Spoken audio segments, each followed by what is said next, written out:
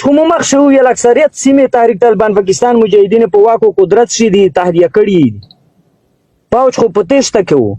پوج ووتلو ښه یو خو د ذات پروتوکول دې ته ویر کړلو چې پوج درته وایي چې ښه زه درنه ووځه یوې له شملې هچکه شوله چې یاره زه خو د توپ په خوله باندې ووته دا ووتلو تحریک دغه مجاهد د توپ په څانګ د کیر څانګ تربیر دی دی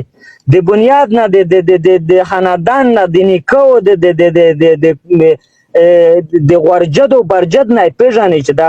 دا مسجد دی دې ته ته څرنګه وایي چې ووځه د دغې هغه نه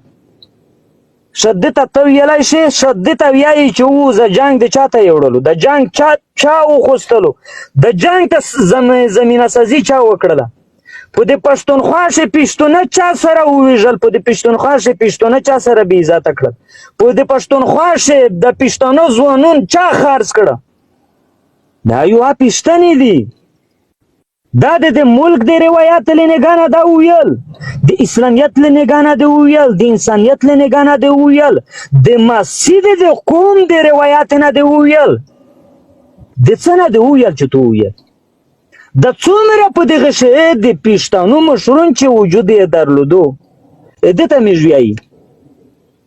دې ته مې وایي د توسې د کیم له نگاه نه هغه خو اړخ خو معلوم کوي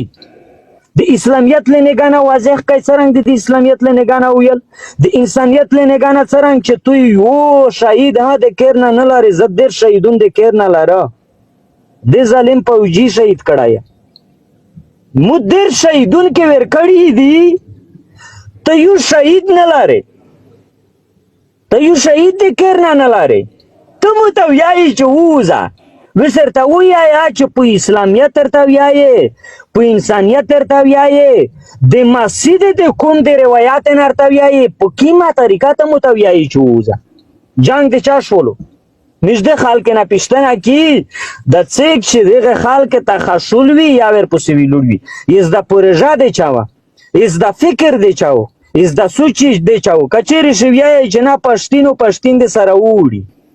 خو بیا خو ګلابه میژاسه وتلي دې ته یي میژې دې ته وتلي چې د حق طرفداري وکړي د اسلام طرفداري وکړي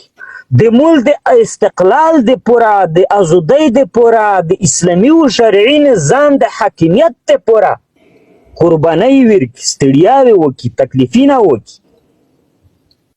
د تو چې نن ورځ دا مفکوره د پنجاب یا د فوجي یا د اسټبلیشمنټ یا د ریاست نه وروړله چې ورته ودې ویل چې یاره ته خو حتی د فوجي سره چې شپېته زره کیرینه تو په وزیرستان شي ټوټې کړه په بجوړ شي ټوټې کړه په پښتونخوا شي ته وایې منظوره چې زه 15 زره کسون مړ شوی بچ کې چې ته 15 زره کسونو شي د 15 زره کسون ته څه کوشای چې د تو مړه شوی دي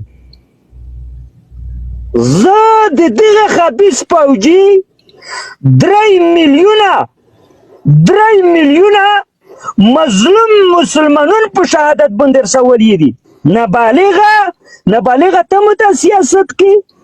ته مو ته د مشرتوب ځاخ کې 3 میلیونه کسون ته مو ته په 15 زره کسونې بدلوي تو سیاست چیرې شي زده دی د تو فکر چیرې شي دی تو سیکولریزم یې هغه د خبیث فوجي فکر در وړه مفکوره در وړې دو چې موږ دا سوچ نه کړلو موږ دا فکر نه کړلو ته خو په رښتیا د عدل غوښتنه کې ته خو په رښتیا څه ده بیا ویل چې د نره کې احساساتي ځوانونو ته دغه یوه لهجه چې دی کوي د بجلۍ یونټه به په 15 کال دورې باندې دا احساساتي یو شعار دی خلک هغه احساس چې دی اور باندې لوړوي چې دا خو زه اوتوس ته ډېره غټه فایده کم د بجلۍ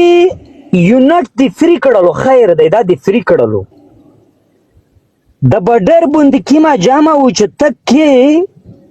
خیر دا د ګنډاتور د هم مکمل وش کولو خاتم د کړو دا د سپر کړو دا هر څومره څه د چې ویلي دي دا د وکړل دا ومنل ګلابه حتی په د پښتونخوا شي غونډه تو ته استقلال در کړلو ازادي در کړلو د پښتینو د پښتین دشمنی د څرنګ کړله چې دا وته ویای چې را ته وځي دا وځي نه ویل دي دغه خور دی زه تو ته سبو یا منظور د دې خو د خور او پرځدې د دنه وځي ته وځي ته وتلای شي ته تو چې زه وبسه ته د موسره جنگ نه کې ته چې د موسره جنگ کې خو ته مو وژنې زه تو وژنه دو داسې کنه دو دا جنگ چا وروړلو دا غونډه هر څه د وکړه د جنگ چا وروړلو د دې چا په قیمت باندې د سار ته ورسولو د پښتنو د ځوانونو په قیمت باندې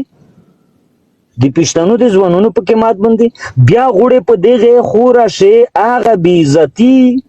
هغه ظلم هغه وحشت هغه مظلوم پښتونه سره وویژني